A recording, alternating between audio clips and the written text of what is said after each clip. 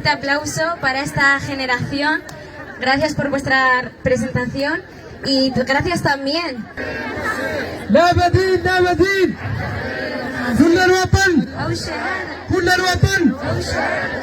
إذا الفقرة الموالية كلمة رسمية وافتتاحية لهذا الحدث لمسؤول الجاليات الصحراوية في أوروبا السيد إبراهيم الخراشي، فليتفضل مشكورا.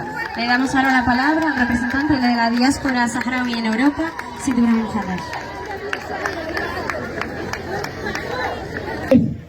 العظيم اللي هو الخمسينية تأسيس الجبهة الشعبية لتحرير الساقية الحمراء ووادي الذهب، اللي هو قطعا عنا نعرفه كاملين الظروف اللي أسست فيها الجبهة الشعبية 1973، وجزا الله خير الجزاء الرعيل الأول من ذوك الثوار الشهداء الأبرار اللي أسسوا هذا الكيان لأهل الصحراء، واللي قطعا على أنه اليوم يتربى على مكاسب ضخمة ويتربى على اعتراف دولي بحق الشعب الصحراوي في تغيير المصير.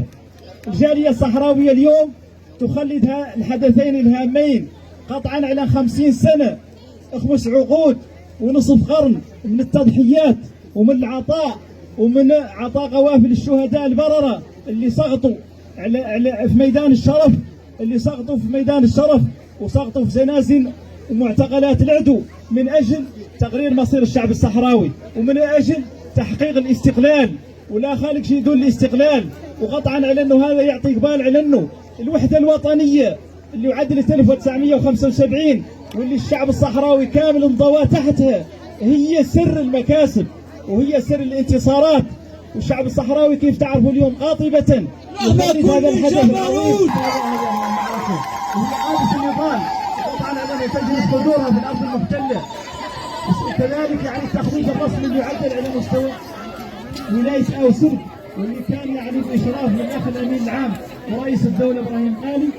ومن تحية نضالية للحضور الكريم اللي في لا يفوت أن يكون عندنا نحيي حضور الحركة التضامنية معنا اللي حاضرين عندنا كاملين بتعاونوا مع الممثل الجديد اللي له يعود هنا فيها. وقطعا أنا ايد واحدة ما تصفق، ومطلوب من الصحراويات والصحراويين كاملين في هذه المرحلة الدقيقة من كفاح الشعب الصحراوي يعني توحيد صفوفهم وتوحيد